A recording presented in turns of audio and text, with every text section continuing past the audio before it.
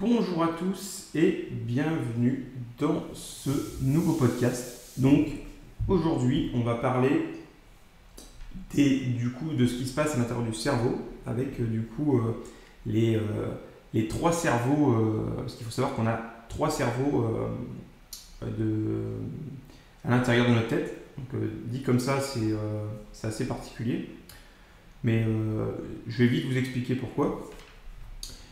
Déjà, on doit savoir qu'on a un seul cerveau physique, cette espèce de gros truc rose un peu sous la forme d'intestin. Et psychologiquement, en fait, on a ce qu'on appelle trois cerveaux. Alors, du coup, ces trois cerveaux, on va pas non plus s'attarder 3 ans sur les noms. J'ai déjà dit, moi je suis pas psychologue, c'est juste une histoire d'information. Donc, il faut savoir qu'il y a ce qu'on appelle le cerveau reptilien, le cerveau paléo-mammalien, apparenté au cerveau limbique, et un cerveau néo-mammalien apparenté au néocortex. Alors, pour entrer plus dans les détails du truc, le cerveau humain, proprement dit, c'est celui qu'on appelle le néo-mammalien ou néocortex, c'est le résultat de la 3e phase de l'évolution. Donc, voilà. Donc, au cours du développement de l'être humain, je rappelle qu'à la base, on était une cellule, un être unicellulaire. Et au fur et à mesure des milliers, des millions d'années d'évolution, on est passé du stade de mammifère, etc., à primate, etc. Et du coup, pour arriver à l'homme moderne qu'on est aujourd'hui. Donc pour ça, il y a eu des évolutions physiques et il y a eu aussi une évolution au niveau du cerveau. Il faut savoir qu'on est pour l'instant l'animal avec le taux d'intelligence le plus élevé. Alors, à l'intérieur de notre cerveau, comme je dis, il y a trois cerveaux en fait finalement. Donc le néocortex qui a été, comment on peut dire ça, il a évolué à partir de 3,6 millions d'années. Donc c'est la date d'apparition de ce qu'on appelle les australopithèques, qui avait la particularité d'être bipèdes. Donc voilà. Donc ce qui implique, pour être plus clair, les bipèdes, c'est ceux qui ont du coup le cerveau le plus développé. Donc ça, il faut le savoir. Les primates en fait, bipèdes sont ceux qui ont le cerveau le plus développé. Donc ça permet en fait, cette partie du cerveau, le raisonnement logique, la réflexion, résoudre des casse-têtes, etc. Le langage, la façon de parler, etc., les différents dialectes, et l'anticipation des actes. Donc ça, c'est la partie du cerveau qui s'appelle le néocortex. Après, on a le cerveau paléo-mammalien, ou limbique. Donc c'est un cerveau qui est plus ancien, il est apparu vers les mammifères vers 220 millions d'années. Et du coup, ce cerveau, il serait à l'origine de notre système limbique, donc dévolu aux principaux comportements instinctifs et à la mémoire. Donc là, c'est plus comportemental. C'est plus lié à notre instinct primaire, à nos émotions, à nos réactions d'alarme et du stress. Donc, on comprend très vite qu'en fait, il y a certains traumatismes qui vont faire appel à certaines parties du cerveau. Et du coup, c'est pour ça que des fois, on a des réactions bizarres, on va y venir après. Mais en fait, certains événements en fait, viennent se glisser dans une des 3 parties de ce cerveau-là. Et ça va créer en fait, des réactions qui ne sont pas forcément des réactions logiques. Sauf qu'il n'y a pas de logique en fait. C'est juste une partie du cerveau qui va interpréter cet événement-là et qui va vouloir le traiter. Et du coup, le cerveau le plus ancien, notre première en fait, partie du cerveau, qui date de 400 millions d'années, c'est ce qu'on appelle le cerveau reptilien, dit aussi le cerveau primitif. Donc c'est quelque chose de très archaïque, très primaire, et qui remonterait à l'époque où en fait, nos ancêtres étaient des poissons et qui ont commencé à sortir de l'eau et devenir des batraciens. Ce cerveau reptilien, on est au-delà en fait, de l'instinct. on est dans vraiment en fait, le CO plus profond en fait, de la cave de votre cerveau. Certains événements en fait, vont réveiller cet instinct-là et du coup vont créer une réaction par rapport à un événement. C'est pour ça qu'en fait, il y a des personnes qui vont avoir des réactions totalement lunaires à des événements qui peuvent paraître bénins. Ça dépend de chaque personne. Ça va réveiller certains petits disjoncteurs en fait, qui sont dans ces trois parties du cerveau. Et on va avoir des réactions complètement des fois hallucinantes par rapport à une situation. Et à l'inverse, un mec ou une femme qui par rapport à un événement va avoir un sang-froid tellement extrême qu'elle va vraiment avoir une logique et sortir de la situation d'une façon où on se dit waouh, la vache, ou la femme, elle a géré un événement, quoi. Donc ça, c'est vraiment un processus qu'il faut comprendre psychologiquement, l'histoire des trois cerveaux. Du coup, pour pousser un peu la réflexion, en fait, faut savoir que le tronc cérébral en fait, est responsable des comportements primitifs qui assurent des besoins fondamentaux. Par exemple, un exemple concret, par exemple l'homéostasie. Donc, c'est la régulation de la respiration, du rythme cardiaque et de la tension artérielle et de la température. Tout ça, on est d'accord, on ne le contrôle pas. Je ne peux pas de moi-même baisser ma tension artérielle en me concentrant, par exemple. C'est pas possible. Bon, on verra qu'il y a peut-être des techniques en fait, pour arriver en fait, à essayer de le réguler au maximum, mais j'ai pas de contrôle dessus. Je ne peux pas décider en claquant des doigts, par exemple, d'arrêter mon cœur. C'est quelque chose que je ne peux pas faire. C'est mon cerveau, en fait, il est programmé pour ça. Comme la respiration, je ne réfléchis pas à ma respiration. Ma respiration est naturelle. C'est pour ça que quand je dors, en fait, je respire. Il assure aussi des besoins primaires, tels que l'alimentation, le sommeil, la reproduction, etc. Il garde des réflexes innés. Il est responsable aussi de l'instinct de conservation. C'est quelque chose aussi qu'on va voir avec du coup, le cerveau reptilien. Dans toutes ces explications, là on est dans du domaine de l'explication très théorique, etc. Mon but c'est pas de faire de vous des mecs qui vont passer un doctorat en psychologie, etc. Moi, du coup, comme je vous ai expliqué, je ne suis pas psychologue.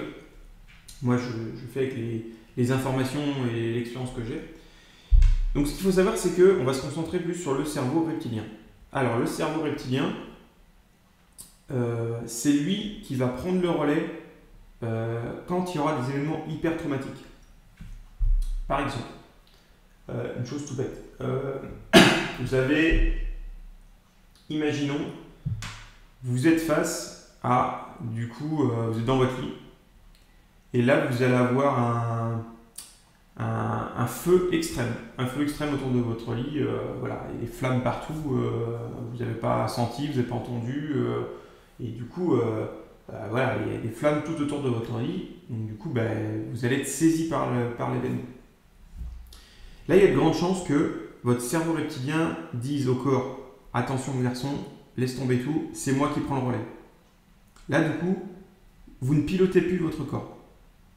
C'est le cerveau reptilien, donc le cerveau le plus enfoui, qui va prendre le relais. C'est lui qui va dire au corps « Laisse tomber, c'est moi qui prends le relais ». Donc ce cerveau reptilien, il va avoir trois possibilités.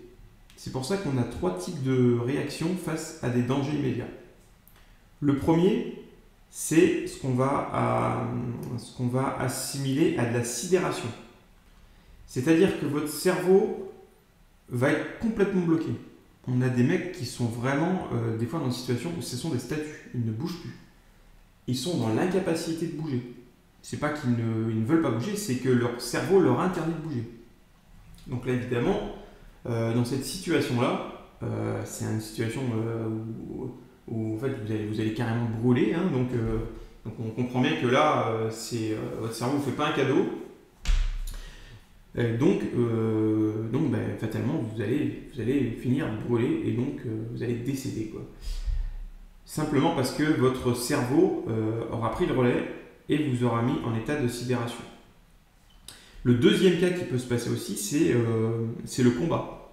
Il y a des personnes, face à une situation extrême, vont avoir le cerveau reptilien qui va prendre le relais et qui va vous replonger des années en arrière dans la jungle quand vous deviez affronter des dangers imminents. Donc vous allez entrer dans cette phase de combat. Donc il y a des gens en fait, face à des situations extrêmes, ils vont avoir un esprit combatif et ils vont se mettre à cogner, à vraiment sortir d'eux-mêmes et de devenir des mecs hyper combatifs. Donc contre des flammes, on a compris que ça sert strictement à rien. Hein. On va pas mettre des coups de poing dans les planches en flammes, voilà. C'est pas réaliste. Et la troisième réaction possible, c'est une réaction qui vient pareil de nos lointains ancêtres, c'est la fuite, c'est ce phénomène de fuite. Il y a des gens en fait qui, face à un événement hyper traumatique, vont fuir. C'est pas une mauvaise ou une bonne réaction, c'est leur cerveau en fait qui se met en mode rouge. Voilà, le corps s'arrête de fonctionner, le cerveau prend le relais et lui dit casse-toi, dégage. Là il est temps que tu partes, cours. Donc la personne va courir en fait instinctivement, elle ne va même pas réfléchir à ce qu'elle fait, elle va courir. L'exemple le plus parlant, je pense que c'est sur les agressions sur les femmes, ce qu'on appelle du coup les agressions sexuelles, les tentatives de viol ou les viols. Souvent ce qui se passe, c'est qu'on a affaire à 3 cas de figure.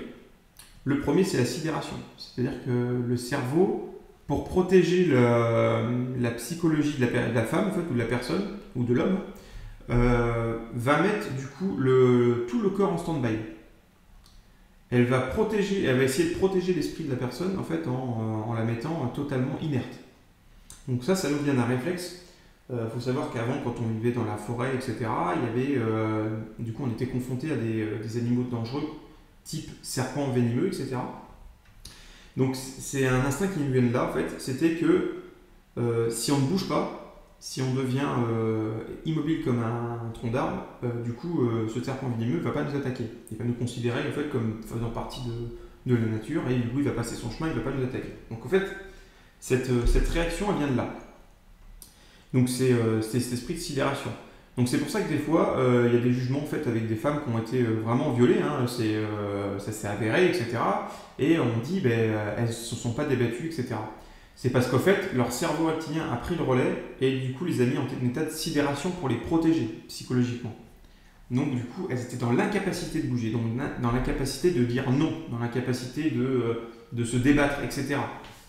Donc c'est pour ça que souvent que la vieille merde, en fait, qu'il a agressé sexuellement ou qu'il a violé, parce que bon, on ne faut plus un chat, c'est une vieille merde, du coup va expliquer à la barre que non, en fait, moi, elle était consentante parce qu'elle n'a rien dit, elle n'a pas bougé, etc. Sauf qu'en gros, elle ne pouvait pas le bouger, c'était pas possible.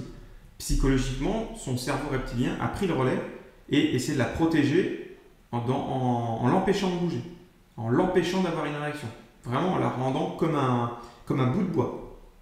Donc ça, c'est une possibilité, c'est une possibilité qui peut vous arriver en cas d'un traumatisme très violent. Donc votre cerveau en fait, va vous protéger, va vous mettre en off. Donc il va vous sidérer. Le deuxième cas de figure, c'est des choses qui arrivent, c'est que vous allez devenir hyper combatif. Il y a des femmes qui vont se faire agresser sexuellement dans la rue. Et là, d'un coup, le cerveau dit, là, il y a danger, défends-toi, bats-toi, donne tout ce que tu as, cogne, mort, etc. Et on va se retrouver avec des phénomènes où les femmes, du coup, vont être combatives à mort, mais plus puissantes, plus fortes, plus rapides, etc. La poussée d'adrénaline va faire qu'elle va devenir beaucoup plus costaud, beaucoup plus puissante que son agresseur. Donc elle va lui mettre une trempe phénoménale, une dérouillée comme il n'a jamais eu. Bon, après, ce qui peut arriver, c'est souvent le cerveau ne dit pas « Bon, c'est bon, stop, il a eu sa dose ». Et généralement, l'autre finit soit à l'hôpital, soit en réanimation.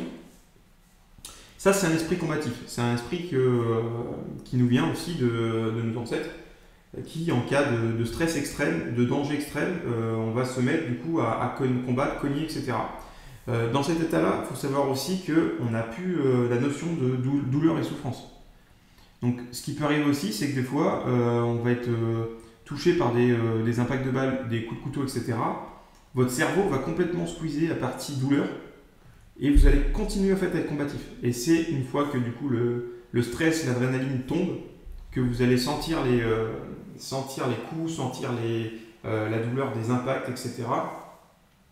Mais c'est pour ça que des fois on a des vidéos où on voit un mec complètement hors de contrôle qui va coucher 5, 6, 10 personnes, qui va pourtant recevoir des coups, des impacts, etc. Et on se dit, le mec est toujours debout, le mec est costaud. Non, c'est parce que son cerveau a pris le relais. Il a complètement fermé les vannes de la douleur, etc. Pour contrôler complètement le corps en lui donnant des décharges d'adrénaline.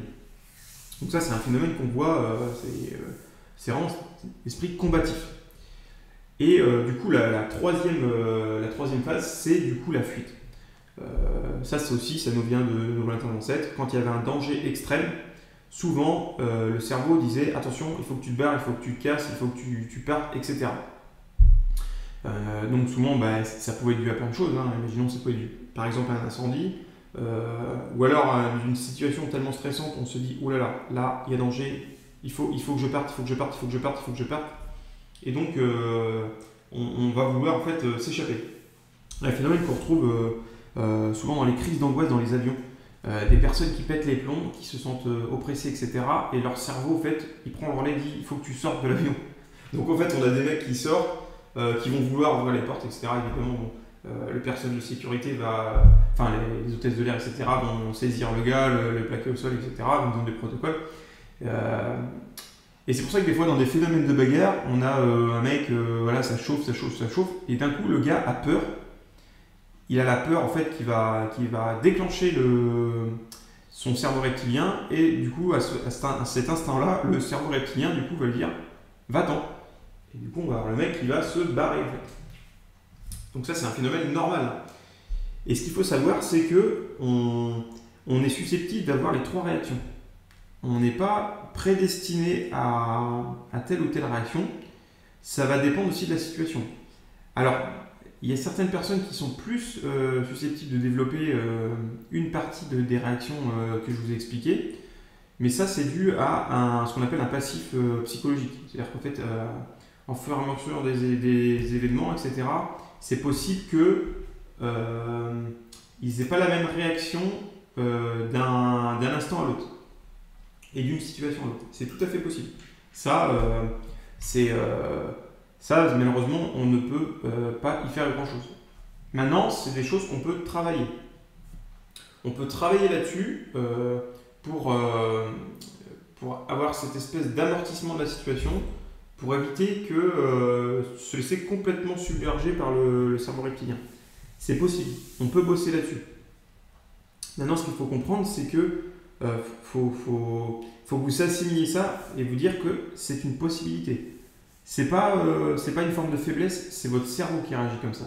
On ne peut pas blâmer des personnes qui auront des réactions complètement lunaires par rapport à une situation et qu'une autre personne aura une autre réaction.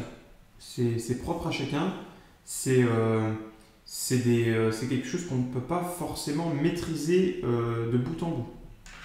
Ce qu'il faut savoir, c'est que vous pouvez très bien avoir une réaction différente sur le même événement à différentes périodes de votre vie. Pourquoi ? Parce que vous avez des boucliers psychologiques qui viennent s'ajouter, etc. Et qui font que, ça se trouve, un jour, vous n'allez pas être bien psychologiquement, vous n'allez pas être suffisamment fort psychologiquement, et que du coup, un événement va du coup déclencher une partie du coup des réactions de votre cerveau que d'habitude ça ne fonctionne pas comme ça. Il y a des gens hyper combatifs et on ne sait pas, à un moment où ils sont pas bien, et bien un événement hyper traumatique, ils vont être sidérés, alors que d'habitude ces gens-là sont des gens hyper combatifs. C'est quelque chose, faut le savoir, comme je vous disais dans le précédent podcast, faut le savoir, faut l'accepter. Il faut le comprendre mais c'est pas pour autant qu'il faut ne pas se relever. C'est très important ce que je vous dis. Vous avez le droit en fait de ne pas être une machine. Vous avez affronté des choses, vous avez une douleur, etc. Ce qu'il faut, c'est toujours se relever et toujours considérer son traumatisme comme un nouveau bouclier. C'est-à-dire que vous avez subi quelque chose. Ce quelque chose, c'est devenu une espèce d'armure en plus. C'est-à-dire que vous savez du coup ce qui s'est passé. Et maintenant, vous savez peut-être comment mieux l'affronter. Ça, c'est important. Pourquoi ? Parce que ça va vous permettre de vous forger des carapaces psychologiques. Et ces carapaces psychologiques mises les unes derrière les autres va faire comme la cotte de maille d'une armure. Chaque maillon d'événements traumatiques liés les uns aux autres va faire que vous allez créer une cotte de maille. Va vous rendre plus fort psychologiquement par rapport à certaines situations. Et vous rendre plus fort psychologiquement par rapport à certaines situations va contenir du coup l'effet du cerveau reptilien pour vous orienter vers la troisième partie du cerveau qui est celle de la logique et de la réflexion.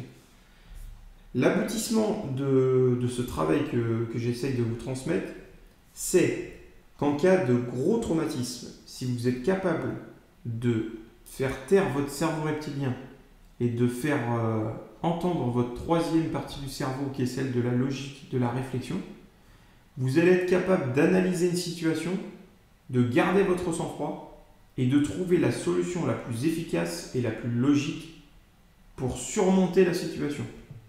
Et là, j'ai envie de vous dire, c'est l'aboutissement de toute la réflexion. Si vous arrivez à ce stade-là, vous avez tout compris, vous avez tout réussi. C'est vraiment l'objectif de ces séries de podcasts, c'est d'essayer de vous expliquer le cheminement. Et votre objectif final, c'est d'arriver à avoir cette réflexion et à surmonter l'événement pour pas que votre cerveau reptilien prenne le relais, pour arriver à avoir une dominance sur l'événement, pour que votre cerveau, votre troisième cerveau, celui de la logique, prenne le relais et dise « Ok, quelle est la meilleure solution à l'instant T pour que je puisse surmonter l'événement ? Ok, c'est celle-là, je l'applique et du coup, je serai plus efficace. » Pour vous donner un ordre d'idée, un exemple que j'aime bien citer, c'est souvent l'exemple de la boîte de nuit. Il y a un réflexe à avoir, souvent quand on rentre dans des événements comme ça. Il y a des gens en fait, qui vont en boîte, ils s'éclatent, etc. Dans le milieu du survivalisme, il y a des réflexes qu'on acquiert quand on rentre dans des événements comme ça, où on sait qu'il va y avoir beaucoup de monde, on va être compressé dans une foule tenace, dans un environnement clos et restreint. C'est de repérer du coup les sorties de secours. Il faut savoir que dans un établissement en recevant du public, vous avez plusieurs issues de secours. Donc votre petit jeu, en fait, ça va être de dire ok, une ici, ok, une ici, ok, une ici. Donc je suis capable de dire telle sortie de secours, telle sortie de secours. Pourquoi ? Imaginez, vous êtes en train de vous éclater, machin et tout, c'est l'ambiance et tout. D'un coup, un événement arrive, gros incendie dans la boîte de nuit. La fumée commence à dominer toute la boîte de nuit, on ne voit plus rien. Le DJ commence à s'emballer, il y a le feu, il y a le feu, il y a le feu. Sortez de l'établissement. Vous allez voir, 99,9% des gens vont avoir un cheminement psychologique particulier. En gros, leur cerveau reptilien va prendre le relais et va lui dire « Attention mon gars, fuite, fuite, fuite ». Sauf que du coup, le cerveau reptilien, je vous rappelle, il a la dominance sur la logique. Donc il va lui dire « Attention, fuite ». Comment je fuis un établissement en fait, ou un lieu ? Psychologiquement, c'est assez particulier. Faut savoir que si vous arrive quelque chose dans un environnement que vous ne connaissez pas, quand vous aurez ce phénomène de fuite, vous allez absolument vouloir passer par un environnement qui vous a paru sécurisé. Et en fait, quand vous êtes rentré dans la boîte, tout se passait bien. Vous étiez avec vos potes et tout, etc. Donc psychologiquement, votre cerveau va vous dire, quand tu es passé par la porte d'entrée, t'étais bien, donc du coup, ça veut dire que le chemin il est safe. Donc, je vais te faire passer par ici. Sauf que vous avez 99,9% de la boîte qui a exactement la même réflexion. Donc vous avez 99,9% de chance d'avoir un effet, ce qu'on appelle un effet de meute, un effet de masse, qui va se diriger vers la porte principale. C'est là qu'on a souvent les phénomènes de piétinement, de personnes qui tombent au sol, et qu'on a le plus de pertes, parce que du coup, les gens ils ont tous la même réflexion, évidemment, ils vont tous se diriger vers la même porte d'entrée, et du coup on va avoir des phénomènes de piétinement, etc. C'est là qu'on a le plus de morts en fait, c'est ça qu'il faut vraiment dire, parce que votre cerveau essaie de vous protéger. Sauf que dans sa protection, à l'instant T, il n'avait pas la logique du troisième cerveau. Donc là ça présente un danger, parce que du coup, comme vous avez tous la même logique, comme vous avez tous le même réflexe à l'instant T, vous allez vous présenter un danger. Vous allez tous vous rendre au même endroit.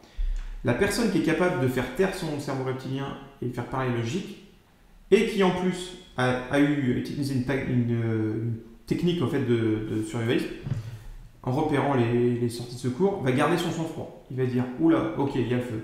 Il y a le feu, pas de souci, je garde mon calme. Où sont les issues de secours que j'ai repérées quand je suis rentré? Quelle est la plus proche de chez moi? Celle-là, ok. Je vais ouvrir la porte du site de secours. Je ne sors pas tout de suite. Pourquoi? Parce que je vais indiquer aux autres la sortie de secours. Pour pouvoir drainer un maximum de monde pour essayer d'atténuer l'effet meute de la porte d'entrée. On pense toujours à ses congénères quand on est dans cette optique-là. C'est pour ça que j'aime pas trop des fois la logique de certains survivalistes, dire moi je pense qu'à ma gueule, etc. Moi je suis pas dans cette logique-là. Vous êtes aussi là pour aider votre prochain. Pourquoi? Parce que si ça se trouve un jour dans votre vie, vous aurez besoin de cette aide. Parce que si ça se trouve, c'est pas vous, ce soir-là, qu'aurez la dominance sur votre cerveau reptilien et du coup votre cerveau logique prendra le relais. Si ça se trouve, vous allez vous laisser dominer par les émotions, vous allez avoir la même réflexion que les autres. Et peut-être qu'il y aura quelqu'un qui lui aura pris la dominance, la logique, et qui lui va vous entraîner vers la sortie de secours. C'est très important ce que je vous dis. Le milieu survivaliste, souvent, on s'en tient à quelque chose de très centré sur soi-même, etc. C'est une énorme connerie. Je crois que c'est une énorme connerie. Là-dessus, on est un animal social, on est dans l'obligation d'aider son prochain. Parce qu'un jour, ce prochain peut peut-être vous aider vous. C'est d'une logique implacable. Si vous aidez quelqu'un, vous pouvez être quasiment sûr que le jour où vous aurez besoin de lui, il sera là. Et c'est de ce principe-là qu'il faut partir. Donc quand vous êtes dans cette configuration-là, vous avez la prédominance sur votre cerveau reptilien, regardez autour de vous. Qui je peux aider? À quel moment? Comme ça va vous permettre d'être utile et de transmettre cette chose. C'est important. Ça, c'est quelque chose que je vous rajoute en plus dans le truc. C'est important d'avoir cette réflexion-là. Donc c'est ça qu'il faut bien comprendre. La dominance sur le cerveau reptilien va vous permettre d'avoir une logique. Donc là, on l'a vu avec la logique de la boîte de nuit. Je suis capable j'étais capable de repérer les issues de secours. Et c'est surtout qu'en fait, vous avez déjà fait la réflexion dans votre tête. Vous avez déjà fait votre film. J'ai les issues de secours. Sous-entendu, je connais les issues de secours. J'ai donc dans la tête le cheminement du chemin que j'emprunterais si jamais il devait se passer quelque chose. Donc, comme vous avez déjà fait cette logique-là, vous avez déjà fait votre fiction à l'intérieur de votre tête, si jamais il y a un événement, vous avez gagné du temps parce que la fiction, vous l'aviez déjà faite, vous l'avez déjà anticipée. Donc votre cerveau l'accepte. Si votre cerveau l'accepte, vous allez arriver peut-être à squeezer cet effet de cerveau reptilien qui va prendre le relais. Parce que votre cerveau va dire « Mon garçon, tu avais raison. La réflexion que tu as eue avant, elle est vraie. » Donc du coup, on n'est plus engagé avec cette espèce de réflexe du cerveau reptilien. Ça, c'est important. Arriver en fait à essayer d'anticiper les choses pour que vous allez voir que si vous avez anticipé les choses, vous allez gagner du temps. Gagner du temps sur la réflexion. Et gagner du temps sur la réflexion, c'est gagner du temps aussi sur vos autres congénères. Parce qu'il y a des moments, malheureusement, où vous ne pourrez pas sauver du monde en fait. Il faudra penser à soi parce que à l'instant T, vous ne pourrez pas sauver du monde. Vous ne pourrez pas transmettre les choses. Donc là, il faut avoir un esprit, c'est vrai, tourné vers soi-même et pensez à sa survie personnelle. J'y reviendrai dans des événements un peu plus graves et je pense qu'il faudra en parler, mais de façon un peu plus poussée. Donc je vous remercie d'avoir écouté ce podcast. N'hésitez pas à commenter, pourquoi pas nous raconter des événements que vous avez subis et ce cheminement intellectuel que vous avez eu à ce moment-là, ou pas. Cette espèce de... Est-ce que vous avez été dominé par une certaine émotion et que du coup votre cerveau reptient a pris l'instinct et du coup expliquer aux autres ce que vous avez ressenti, etc. C'est important de transmettre aussi son expérience. Donc n'hésitez pas à vous abonner et à partager du coup ce podcast. Je vous remercie de m'avoir écouté et à la prochaine.